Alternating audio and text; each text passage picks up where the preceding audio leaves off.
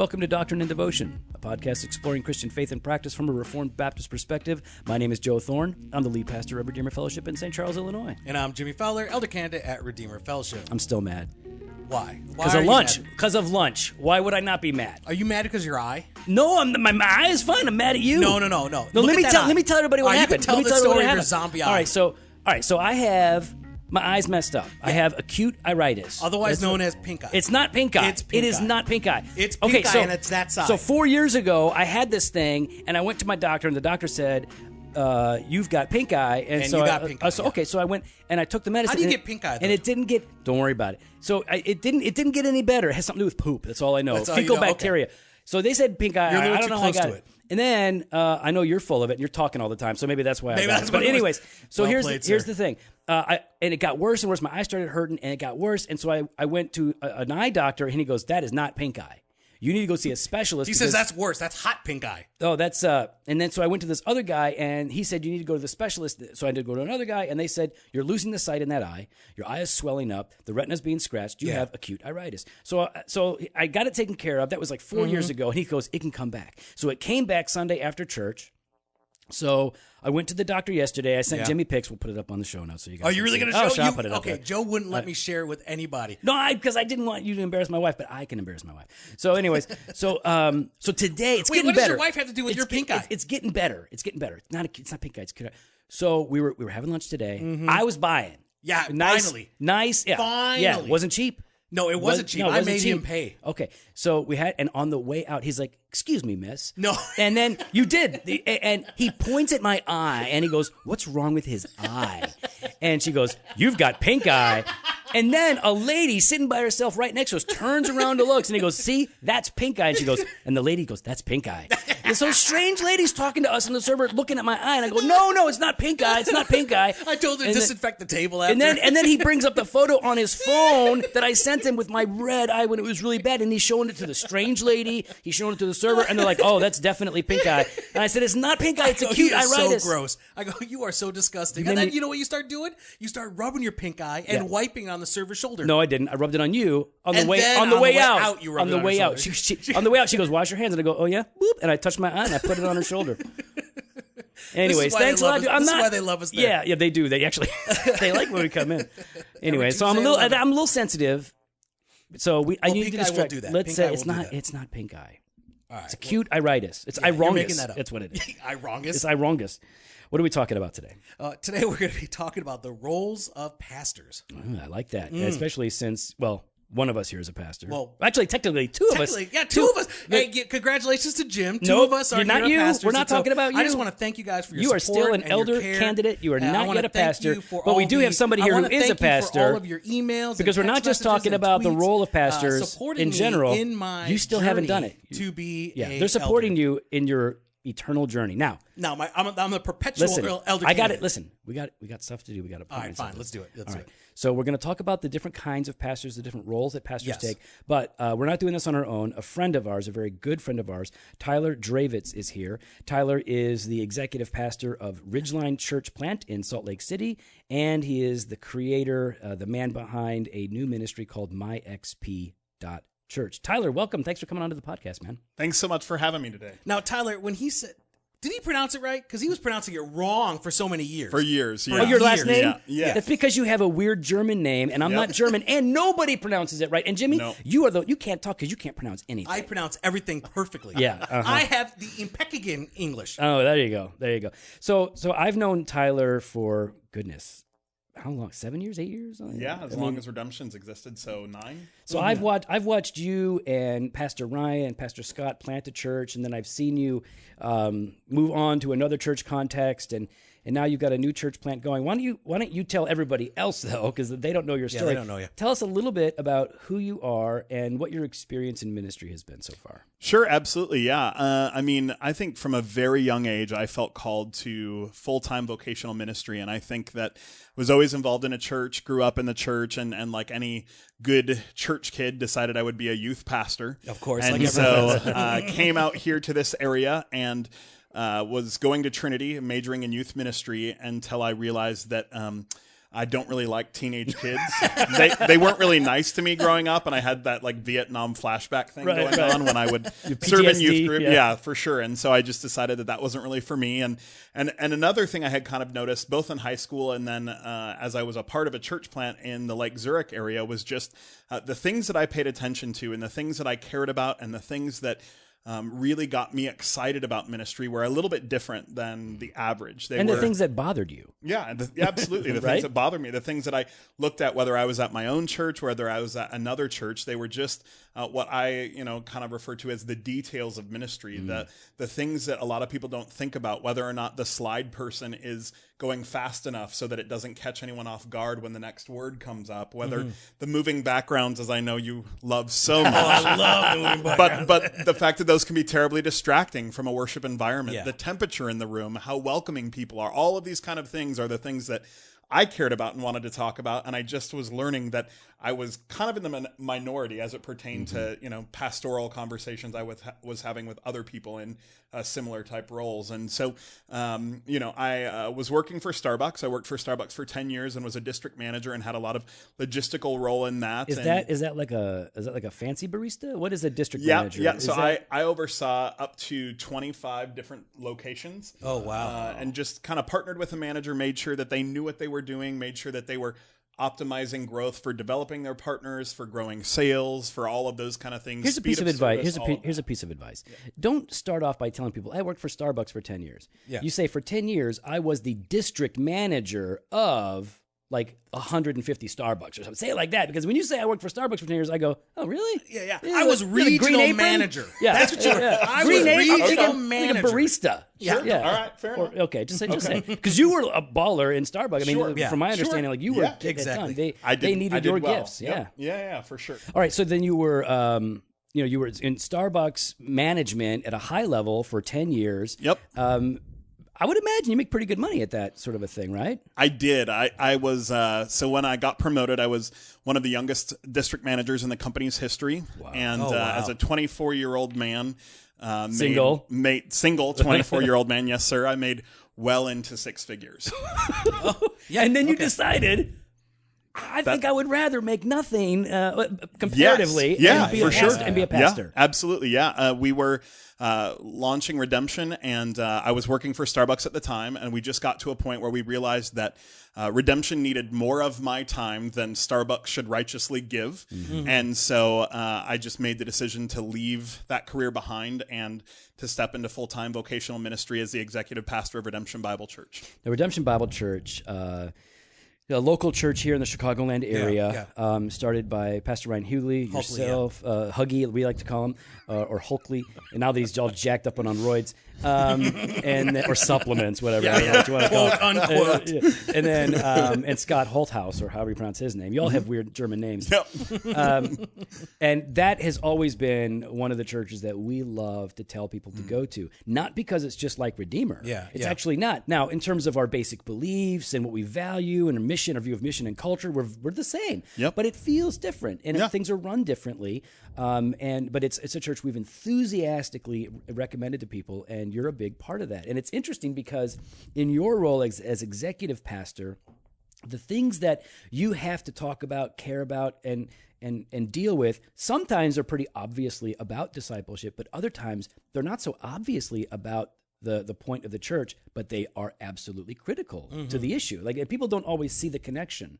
So maybe you can tell us a little bit about your experience at moving from Redemption to an established church and to what you're doing now, and then we're going to get into some of these details about executive pastors and what they do. Yeah, absolutely. So as Ryan accepted a call to a church in North Carolina, he got the call as a senior pastor there, and a few months later, the executive pastor position was open, and I accepted that role as well. I think one of the things that was interesting, and one of the things that I think is interesting in general, is that the role of the executive pastor is so wildly misunderstood. Right. Yeah, and it seems to be a garbage term that is applied to anyone who's not the senior pastor that like has a high level of influence and leadership, but that's really where the commonalities stop. And so they've had executive pastors at this church in the past. I was probably the most kind of traditional executive pastor as far as looking at the systems and finances and all of that kind of stuff and really overseeing that variety of things. And so it was a pretty interesting transition into that church body, just helping them see that there's different types of pastors. Being in the South, it was really traditional Southern culture. And so that was really different for a lot of them to be able to understand and really get on board with. Yeah, and you're a Yankee. Yeah, so, for sure. Yeah, that's weird. Exactly. You're weird. There's no accent whatsoever. You talk too fast. Actually, so not to take too much time, but I was teaching the Step 1 class. It was kind of people's first step to getting connected. Is that an aerobic class? No, it just sounds like an aerobic class. It's aptly named. It's everyone's first step to getting connected. Okay. And so I was teaching it. It was my very first time teaching it. I had been at the church for about a month, and I was like going through my material, excited to get people connected. Right. And a woman raised her hand and she said, I'd like to welcome you to the South. And I got to tell you, you're going to have to slow way down if you want anyone to understand what you're talking about. See, they admit that they're slower down there. That's true. There's no qualms about that. Yeah. Nope. All right. So you guys go there and you're there for about a year. A year and a half. Yep. All right. So what happened? I mean, I know it's, whatever, however you want to talk about it, but sure. Yeah. I mean, I just think that what we found was a difference in understanding of what the opportunity would look like and what the church was looking for in terms of leadership and the way the church was led. And something that we finally got to a point together where we just felt like, and by we, you mean you and me and Ryan and Scott. Yeah. Yep, absolutely. And just felt like God has called us to a very particular type of ministry. We feel really passionate about that. Yeah. And we were in a place where we wouldn't have the ability to see that kind of come to fruition in that environment. And so after a lot of prayer and a lot of kind of God ordained circumstances, we're headed out to plant Ridgeline Church in Salt Lake City. All right, so awesome. This is just as an aside, guys. I know that Tyler and Ryan and Scott went out there in full faith, enthusiastically to follow the Lord and to do this thing. And they didn't disobey God in going. This was a part of the plan. Yeah. And you went there, and I can imagine that there was good, amazing things that happened and a lot of painful things that happened. And now God is leading you to do this next thing. And that's sometimes the journey, right? Yeah, that's sometimes absolutely. the plan. Like and you guys are supposed to do this. Like I know you're wired to plant a church and to plant churches from scratch so that the culture and the DNA of the church reflects the values and the biblical truths that you guys really hold dear. So I'm excited for you, but you're not just going now. You're all moving to Salt Lake City, Utah. Yeah. You're not just doing that. At the same time, you have started something called MyXP. Can you explain to us what this thing is, MyXP? You're wearing a T-shirt right now that says MyXP. Tell us what that is. Yeah, absolutely. So as we were going back to plant a church, obviously having 3 full-time staff members is not a real thing as you go to plant a church, or probably shouldn't be anyway. And so we all started kind of looking at, so what are we going to do vocationally and tell God should provide for us to come on staff. And so immediately I kind of looked at going back to Starbucks and had a couple of conversations along that route, and a couple of things were working out really well. But as I was having these conversations, I just got this strong sense that I felt like there's lots of people who can handle Starbucks and who can be passionate about coffee. But I believe that God has uniquely called and equipped me to serve the church. And so I just started thinking about if there was a way that I could serve the church and bless other churches, meanwhile being able to be a part of Ridgeline. I wanted to see what happened. And so that's where MyXP came from. It came from the reality that I have served as an executive pastor in a small church. I've served as an executive pastor in a really large church. And I think, and I know there's some who would disagree with me, but I think my perspective is that unless there's a good staff to manage, I don't know that I think that the executive pastor role is a full-time role at any given church. I think there's a lot of work that needs to be done. I think there's a lot of very important work that needs to be done. And so much of it could be done remotely. I think we're starting to see different bookkeeping operations and different people kind of parceling it out and providing that service to churches. But I think as far as somebody having their eyes on all of the different things, all of the different details, getting people connected to your church, the expenses, not just bookkeeping, but like, how are we spending God's money, and how can we spend it better, and how can we align our spending to match up with the mission He's called us to, all of those kind of things. And that's just budgetary issues you're talking about. MyXP goes way beyond that. Sure. And I want us to wait, because we're going to get to that in a little bit. Yeah, absolutely. So, and I want us to give a good plug to myxp.church. Listen, Jimmy and I do not promote stuff on the website unless we are getting paid. Yeah, Getting paid. We are not getting paid for this. Nope. We don't, like, our friends like, hey, man, you want to promote my thing? We really just don't do that, because we're trying to do something very specific. We only want to give you guys really good resources that we believe in or use. Tyler is an amazing pastor. He's an amazingly gifted executive pastor. He is why we have guys like Brian and Jim here, because they have similar gift sets that Tyler has. I mean, in goodness, the idea that Tyler could work as a virtual executive pastor for other churches. Yeah. I mean, that's a big deal. What do people say about Tyler? I mean, we talk to people all the time that are in ministry and pastors, and they know who Tyler is and what he does. Well, I mean, they really hit on your faithfulness, your giftedness, but then also your pastoral heart. So it's not just about systems and management. It's not just about kind of, tweaking things, but it's about how do you help shepherd people, into this deeper relationship with God. And I think that's really important. A lot of XPs, at least from my understanding and some of my experience, have been mainly focused on the business aspect of what ministry, quote unquote, business aspect. Yep. Abstracted from discipleship almost. Yeah, exactly. for sure. Exactly. But I think what we've all said, what Joe and I have, and I see Tyler really exhibiting, is that the executive pastor should first and foremost be a shepherd that handles systems and communication management well. Yeah. Totally. Definitely. So what we're going to do is we're going to talk about the different kinds of pastors that you find in local churches, right? Think senior pastor or associate pastor, for example. So we want to talk about those things and the value of having these different kinds of pastors in a given context. We're going to cover executive pastor, and then I want to really, because I don't think most guys, especially at small churches who don't know what an executive pastor is going to care a whole lot about MyXP.church if they don't understand why it's important. So why don't we just back up a little bit and talk about pastors and elders, right? Every church needs pastors and elders, right? Absolutely. Now, pastors and elders, same thing.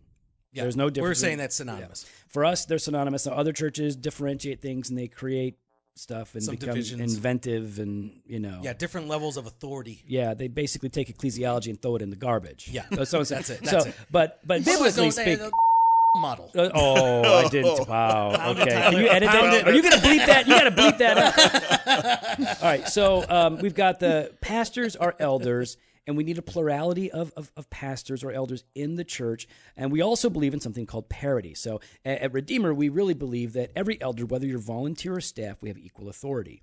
And so we work together. The lead pastor or the senior pastor doesn't have more authority than the volunteer pastor. If you're an elder, you're an elder, and we're all the same.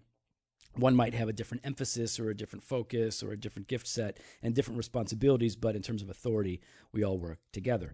Now, having said that, we do need pastors with different gifts, and oftentimes the strengths of one pastor will compensate for the weaknesses in others. And this is why diversity on a pastoral team is so important, because Tyler, Brian doesn't have your gifts. No.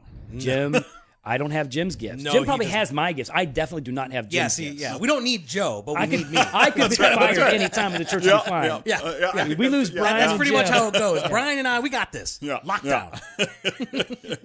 So that's really what we're talking about. We want leadership that isn't all the same. You don't want three Joe Thorns or three Tyler Drewitz. You want different people to balance one another out in their strengths and weaknesses. And why is that though, Joe? Like if you think of the giftings of each individual, why is it important to complement? Like what's the danger? Quote unquote danger of three Joes. Well, I mean, how much glory can you take? I mean, that's what you wouldn't be able to hear anything over the sound of rushing awesomeness. Oh, is that what it is? Is that what it is? There'd be a lot of pink eye, I think is what that would be. I don't know. I would say I actually like, and I know some people are going to go, but I like the idea of having a very basic understanding that in some way leadership boils down to prophet, priest, and king. Yeah. I do like that. I think that's it's not the only way. It's not the edge, but I think it's helpful that some leaders are more prophetic. They're the more visionary, preaching, verbal kind. Some are more priestly. They're more hands-on, dealing with people, counseling, and some are more kingly. They're dealing with oversight, management, systems, and problem solving. Right, things like that. Yeah. So. Just putting it in that way should make it fairly obvious, right? Guys like Tyler and Jimmy are those kingly types. I am more prophetic. Yeah. And if you can put yourself, I'm pathetically prophetic and prophetically pathetic. That's what you're saying. So when you kind of look at it, I would say like, well, I can do the prophetic thing by God's grace. I can do the priestly thing by God's grace, and Jimmy will have to do the kingly thing because I ain't got no game there. Yeah. So I think that's why, because if you have everybody who's the same, you're going to have the same weaknesses, and the church is really going to be out of balance in that way. But when you have a multiplicity of leaders who have different strengths and weaknesses, it's easier for us to be honest with each other and push one another where we need to be pushed when there are problems that need to be solved. Absolutely. Fair enough? Agree 110%. All right, so why don't we just talk about some of the pastors? What kind of pastors do we have in a church? We got senior pastor, or lead pastor, someone right? would call Same it. thing. Some churches will have like the preaching pastor, who might not be the lead pastor. Their one role is to proclaim the word, right, every Sunday, right, and maybe do some teaching midweek service type thing, right? But they don't. The preaching pastor doesn't typically have a lot of authority, say. Like but I think they would help with the direction. Doesn't a lot of preaching pastors are part of vision pastoring? Yep. But oftentimes churches that have a preaching pastor, he has a less involvement in decision making than other churches that just might have a lead pastor who is the preaching pastor. Yeah. We got the executive pastor. Yep. The associate pastor. And the associate pastor. Right. So senior pastor, lead pastor. Who is this? Who's the senior pastor? What does that mean? What does that mean? Well, at least at Redeemer. Tyler, do you have anything good to say? Go ahead, sorry. Yeah. No, I mean, I didn't. Jim was going to try, but I just thought. Sure. Yeah, I was going to bomb it, so might as well have you do it. Yeah, for sure. I mean, I think the lead pastor is responsible for the leadership of the church. I think the leadership and the vision. So where are we at right now, and where are we headed? Those two things, and then at least in kind of my background, also then the preaching as well. Right. So what we always said at Redemption with Ryan, he was responsible for people, preaching, and vision. And those were kind of the three buckets that he focused in and put all his time in. That's good. All right. And then what about, what are some of the, say, misconceptions about senior pastor that you think is common out there? Because I know what we try to, we push hard on this at Redeemer, and we've already mentioned it, but the senior pastor, or the lead pastor is what we call it here, is not the Pope. Yeah, they're not in charge of everything. They don't have all authority. No. Not unchecked in that regard. I float ideas, and the others go, that's no good. No, that ain't going to work. Yeah, we burn Stop that thing down Stop right away. So that's one that I can think of. I think another one is that all responsibility, like what I'm trying to say is like they're supposed to do all the work of ministry, right? Yeah. Like they're expected to be at every function, at every ministry event. They're expected to spearhead any new initiatives. And so I think at a smaller church that kind of happens often. Sure.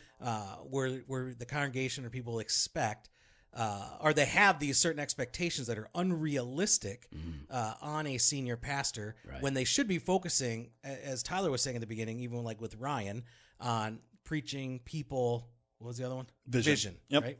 PPV. Yep. Yeah, and I think one error that people have, or kind of wrong thought, is that the lead pastor is always extroverted. Yeah. I think that's something that, so he gets up and preaches, and so he's really warm or really outgoing up in the pulpit, and so then he wants to be my best friend and come over for dinner every night and all of those kind of things. And I think that what I have found is quite the opposite, actually. I know that's true in my case.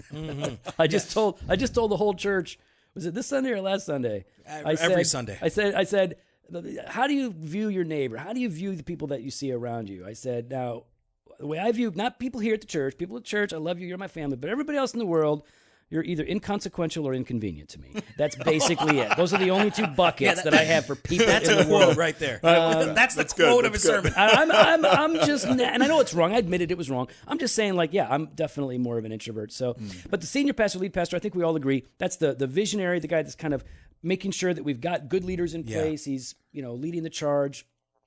Oftentimes doing a lot of the preaching. And then we have the preaching pastor in some churches. These are usually larger churches where they have the senior pastor who's casting the vision perhaps, or they have a different leadership structure where the preaching pastor doesn't have a lot of responsibilities outside of the regular proclamation of the word. In fact, some churches want this guy to focus exclusively on writing, on preaching, on teaching, and he does no counseling, he does nothing else. They just want him to do that thing. Right or wrong, that's just one of those things. We're not going to spend a lot of time there. Let's talk about the executive pastor now, Tyler, because this is your wheelhouse right here. That's right. All right, so we've got the lead pastor who is probably doing all most of the preaching. Yep. Vision, people, all that stuff. Executive pastor. Why does a church need, whether it's part-time or whatever, why does a church need an executive pastor? Yeah, an executive pastor at a Mosaic church in Florida wrote a book called Defining the Role of the Executive Pastor. His name's Phil Taylor, and I really like his definition. The role of the executive pastor is to implement the vision of the lead pastor of the church. Sometimes in some churches that's the entire elder board. Sometimes it's a different group of people. But whatever that vision of the church is, it's his job to implement that. And by implement that, I think that great lead pastors, great visionaries understand here's where we're at today. And they understand here's where they want to be. But when you look at all of the dots to connect where we're at today and where we want to be, there's really not even a lot of consequence given to that, not a lot of thought. It's we have to get here, that's fair. whatever it takes, whatever it costs, and then it's the role of the executive pastor to actually figure out what is it going to take, who do we need to mobilize, what do we need to spend. Is it even possible sometimes? All of that. Yeah, for sure, absolutely. Sometimes you got to say this is not going to happen. Yeah, there's been a few times where I've been tasked with a some sort of Easter egg hunt via helicopter type idea that it just wasn't going to happen, and still to because this day Jesus didn't want it to happen. That's probably right. Not just because logistically it would be a nightmare. That's right. Okay, so when I think about the executive pastor, and I'll just be honest, Tyler was the first executive pastor that I ever knew. And me and all the other guys that I know in the area would go, dang, we need a Tyler. We need a Tyler. Where can we get a Tyler? I've never seen one of the, he's like a zebra. He's like not a zebra. What is it? I don't know. Unicorn. Okay, unicorn. I haven't seen a zebra either, so I don't know if it's real. You're like a unicorn. You're like a mythical creature, like this executive pastor guy. That how'd you get zebra though? I couldn't remember the name of the horse with the horn on its head.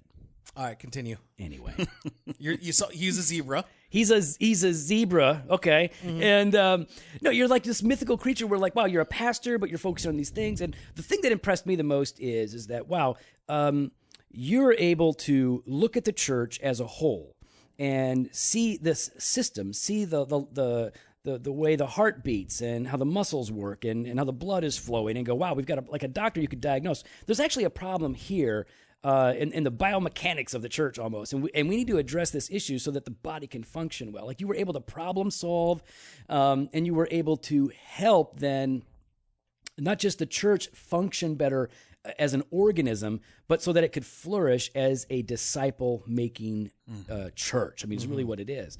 I loved that, and that's what we really wanted for Redeemer. So when you're thinking about this whole idea of local churches needing executive pastors, what can you tell them? Like, why would they need one? Like, I think a lot of people would like, I don't need an executive pastor. I need a youth pastor, or I need a worship leader. When do they need an executive pastor and why? Maybe you could explain that. Yeah, I think that churches need someone who can fulfill a lot of the executive pastor roles, even if it's a new church plant, even pre-launch. There is so much to do, so many filings with the state, so many 501c3 and all of these kind of things. And I think that Why does a church need an executive pastor? Because the lead pastor needs to focus on the things that a lead pastor needs to focus on. As I've had an opportunity to talk to some lead pastors about MyXP, the number one thing I see is this weight crushing the lead pastors out there, and it really it's stuff that they're not good at. It's stuff that, you know, when you deal with government things like filing with the state and all of that, I think somewhere in their mind, lead pastors wonder if like the feds are going to show up and haul them away for not filing something right and all of that. And I think for a lot of people, it's unknown, and so it's scary. It's also legal, and I think that all churches really need to do that. And I think what I have found is that so many churches, and for so many years, churches have kind of interacted with some of those things in a way that they just seemed like it didn't really matter, or because they're a church, it's going to be okay, or, you know, if you're ignorant, it's fine. And I think that it's really important, especially given the landscape of our country, that churches set the example in what it means to submit to the governing authorities, what it means to file everything we need to in a way, and in a way that, you know, both honors the Lord and submits to what we're supposed to do. Yeah. I was going to ask you, Jimmy, like when you think about what, maybe there is another issue, like why would a church need an executive pastor? Again, it doesn't matter whether it's volunteer, part-time, full-time. What's another reason that you can think of? I think another one is the protection of the lead pastor, or the pastors, like the elder board. Because I think a lot of times the lead pastor takes the brunt of a lot of things that are going on within the life of the church. And the executive pastor, I think you mentioned at the beginning, and I agree with it, is to help fulfill the vision of the church. And so there's a lot of details that, like you said, can crush. But it's also then sometimes there's some hard decisions that need to be made. And it's hard for a lead pastor to do that. I know, like, you know, pastors are, you know, I'm in leadership and I got these development, but there are some hard conversations that need to be handled delicately, and a lot of times time sensitive, that the XP can step in and take care of those things to free up the lead pastor to focus on what God has gifted him to do. So I think there's a lot of it is protection in that regard, but I think it's also protection in not kind of going at this alone. And I know we talk about plurality of elders, but there's a unique, and that's a direction I'd like to talk about. There's a unique relationship between a lead pastor and their XP, right? There's a lot of trust that has to be built and sustained there. Because in a lot of ways, the XP is, I read a book sometime about like leading from the second chair, right? Yep. And so there could be jealousy if there's not a thing, if there could be animosity, there could be distrust. I mean, a lot of churches, a lot of sabotage, right? And so there's this unique relationship. And so part of that then is I think the XP is able to understand and empathize with the lead pastor in a way that others might not be able to. Absolutely. Yeah. So then let's talk about that unique relationship. Like, how do you see that? Because I think a lot of times lead pastors are like, yes, I need that, but they don't understand what that means. Yep. They don't understand what they're giving up when they have an XP. Sure. So why don't we talk about that? Yeah, absolutely. I think one of the things that you're willing to give up is you have to give up a bit of authority and control. Yeah. I think that you have to be willing to understand that you don't know what's best in all things. And there's a lot of things. I think one of the things I love so much about the relationship I have with Pastor Ryan, we're planning Ridgeline together, is just there's no insecurity in the relationship at all. The things that I'm good at, I'm good at, and I win on, I get to speak with authority on, and the things that he's good at, he does. And I think that we're both kind of, as iron sharpens iron, we're both sharpening one another all of the time. But there are, even though he's the lead pastor and he does have that kind of authority as the lead pastor, there are so many times when he really willingly submits to the direction that I'm saying we need to go for whatever reason. And he really trusts that I'm not. And I think the reason that trust is so important is that if I were a manipulative person and not on board with the vision and the direction of the church, I could say lots of legalese or lots of reasons why we shouldn't do what he wants to do just because I wanted to. But that's where he has to trust that I'm trying to get the same place he is, and I'm just doing my best to make sure that we do it in a way that is sustainable and, and ongoing. So that doesn't mean like what you're saying is, or you're not saying you and Ryan are on different islands operating independently. But, Ryan and you can have the conversation. You can have the conversation with him, and yet one is going to submit to the other. Yeah, absolutely. But publicly, you stand together in that thing. And that's the important thing, because I think oftentimes we see two competing visions between the lead pastor and the executive pastor, where, yes, the XP is supposed to support the lead pastor, but the lead pastor needs to give the freedom and authority to the XP to allow them to fulfill that.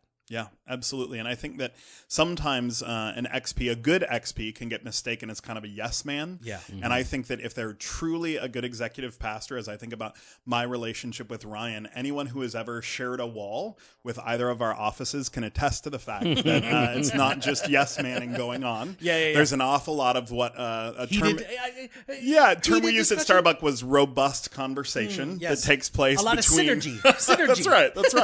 That takes place between an idea and a decision. Yes. So, yeah. So, when churches are, I'm trying to think about this from the perspective of these churches who are probably smaller. They have maybe one full-time staff pastor, maybe they have two, and they're trying to figure out, like, when do I need an executive pastor? And the things that come to my mind is most of us need help figuring out what's not working at our churches. And sometimes you just can't even see that. And the executive pastor is able to diagnose. Yeah. Sometimes you can see it. You know exactly what's wrong with your church, because that's relatively easy to figure out, I think. But you don't know how to fix it. You don't know, like, how do we get this back on track? Whether it's how do we assimilate people who are visiting? How do we make sure that they have an understood and easy way to move forward into, once they've trusted Christ, to become a member and become involved in ministry and to become mature in Christ? What do these processes look like? Or what's next for us? We've reached our goal. What should be the next goal? The executive pastor can be really helpful in that. And that kind of leads us to MyXP.church. Yeah. I am genuinely excited. I didn't even get a T-shirt, by the way. I don't have a MyXP cheat T-shirt. You got one coming. So, okay, all right. I got one coming. For sure. So everyone wants stuff for free. That's right. I told you, everyone wants stuff for free. That's right. Even JoJo. I like free stuff. It's great, That's my point. All right, so tell us about MyXP.church and how it works, and how, like, just maybe paint a picture for a church that would use that resource. Yeah, absolutely. So kind of our tagline is to provide logistical support for local churches in the area of finance, systems, and administration. And like I had mentioned, what I have come to find is that while churches, up to a few hundred people desperately need the support, I don't think that the wisest financial investment is a full-time staff member being paid. Yeah. And some people can come up with that as a part-time role and some different things. I think one of the things that's difficult about that is that unless someone's actually skilled in that area, it can make a bit more of a mess than it can be a blessing. If somebody's just doing it in their free time, or maybe you've got a business exec at the church and they don't understand. There's such a complex difference between even accounting in the for-profit world and counting non-for-profit, and then accounting for churches. It's all different. Yeah. And so just because you have someone who's an accountant doesn't mean that they're going to be able to handle the books for the church well. And so I think that there's a huge need for that early on, but I just don't think that it's something that that a church should invest their money in. I think one of the things, and I can say this being a bit of an introvert myself, I love behind the scenes, I love the details, but I think especially as a church is a few hundred people, probably the most savvy investment in payroll is someone who is a bit more attractional in nature, somebody like a youth pastor, a children's person, someone who's going to really help pour into the people, and just inherently based on the role and our giftings. As an executive pastor, that's not my strong suit. I'm going to create an environment where connection can happen, but I'm probably not the one driving the connection like out front. And so I think that being able to do that remotely, being able to provide that kind of support is something I'm really passionate about, something I think that is so needed in the church, and something that I think that I hope can be a real blessing. Honestly, the best way for me to articulate how it works is that on a weekly basis, I will have a one-on-one that lasts about an hour with the senior pastor, the lead pastor, whatever you want to call it, of the church to understand what are they currently facing. It's my goal. I think that a lot of churches have consultants, a lot of churches have coaches, pastors have no shortage of people trying to help them figure out how to solve their problems. And I think where MyXP is different is that we want to get in and solve the problem for you. We want to get in and actually be kind of the hands and feet to figuring out what that problem is. And so there's a lot of services listed on the website. But the reason, and people have asked me, how will you do all of these things? Well, no church needs all of those things at the exact same time. Right. If the role of the executive pastor is to implement the vision of the church, then that connection between myself and the senior pastor of the church is going to be really important, because I need to understand, what are they focused on? Maybe right now they just have a problem and they're launching small groups and they just can't get anyone to sign up for small groups. Well, then we're going to review. So first of all, what's the mechanism you have? How are we following up? All of those kind of things. And not only am I going to coach you on that, but then I'm going to spend time throughout the rest of the week figuring out how can we come up with a better solution that again creates an environment conducive for that. There's still going to be a lot of work left on that local staff, the local pastor to kind of do the parts that I can't do remotely, but there's just so much of it that I can. So you're not just you're not just consulting, you're not just coaching, though there is an aspect of that in all of this. You are given permission to speak into the workings of the church, to give specific, counsel for them and direction. It's up to them if they're going to do it or not. Sure. But then it's not just that conversation, because you will do work, outside of that phone call for these groups, whether it's managing their books and all kinds of stuff. Let me just tell you this. I know we're running short on time now, but let me just say this. When Redeemer, because we're like, small to mid-sized church now, when we had Tyler come in, and we asked Tyler, help us with our assimilation process, right? When a person walks in the front door to becoming a functional member of the church who's involved in ministry and maturing in grace. So help us figure that out. We couldn't even say it that way. And so Tyler comes in, he goes, what's your assimilation process? And I explained what it was, and he goes, I don't remember him saying it exactly like this, but this is what happened. He was like, "You dummy, that ain't no assimilation." That's what he said. Yeah, he said, "You know what? You put the no." He didn't say. He said, "That's not good. Here's how I would recommend you do it." And it changed everything for us. It helped us to be more biblical. And then when we had to go to 2 services because we have a small space, brought Tyler back in and the whole crew. We said, how do we do this? And he was the one that said, here's how you do it. Here's how you map it out. So these are just 2 examples that in my own life where Tyler functioned as an XP for us. And it was really transformative. So if they want to learn more about MyXP, it's myxp.church, right? Yes, sir. Yep. And there's information, details, ways to contact you.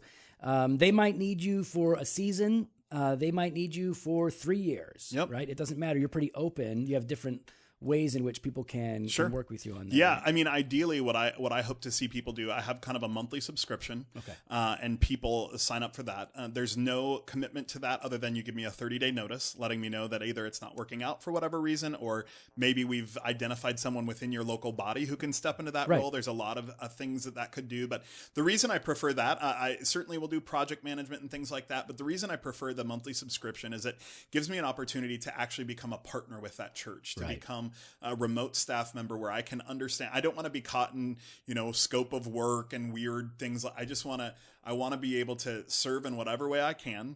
And, and with the monthly subscription, you get the entire kind of package, and whatever that means, we're going to work together to figure that out. And so, on the website, myxp.church, there's a place to schedule a connect. You can even pick out the time that works best for you. And we would love to just kind of talk to you more. There's no obligation, no cost to any of that initial connect. And so we can just talk more about what that might look like. Well, I think it's fair to say, D&D loves Tyler, and we love what you're doing with MyXP. Yeah, we don't love Ryan. No, Ryan. We love you. We like Ryan. I like Ryan. We only like Ryan when he's with Tyler. Well, yeah, but without, it doesn't work any other way. It doesn't work any other way. That's just it. Yeah. No good. No good like the church name and logo. Oh my gosh, what's it called? Rhinoplasty? Ridgeline. Oh, Ridgeline Church. The Razorback? It's called Razorback. All right, so Ridgeline. What about the church plant? Ridgeline. What's the website? Ridgeline.tv.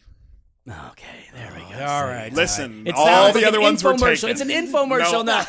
All the other ones were taken, and I look constantly. Okay. No, okay, so ridgeline.tv to find out about a gospel-centered, theology-strong, missionally engaged church plant in Salt Lake City. I've got people that have just moved there that I know they're already interested in plugging into this thing. So you guys got to check that out. Hit up myxp.church for more information on what Tyler Drewitz is doing. Jimmy, what else is going on? Well, let us know what you guys are thinking about the whole XP and lead pastor and associate pastor. We didn't really get to associate pastor. Well, that's because they don't really matter. No. You can follow us on Instagram and Twitter at Doc and Devo, or on Facebook /Doctrine and Devotion. You Sorry, can head Pat. out to the website, doctrinedevotion.com. That was Jimmy. There you can hit up the store. You can contact us. You can sign up for our email blast and sign up for the 2018 Doctrine and Devotion Conference on the Spirit and I hear it's going to be Church. lit. It's going to be lit? Is that the thing? Is that how you say it? I don't know. Lit? I don't Is know. that right? Is that what Are the the young kids people saying are that? Sure. Doesn't that mean high? Are you saying we high? I don't know. Am I? I'm not. I don't mean to say that. Fresh pod every Monday trying and to be- Thursday. I'm trying to be Blog posts relevant. on Wednesdays. Trying to make Video Calvinism content cool. on Fridays. Later.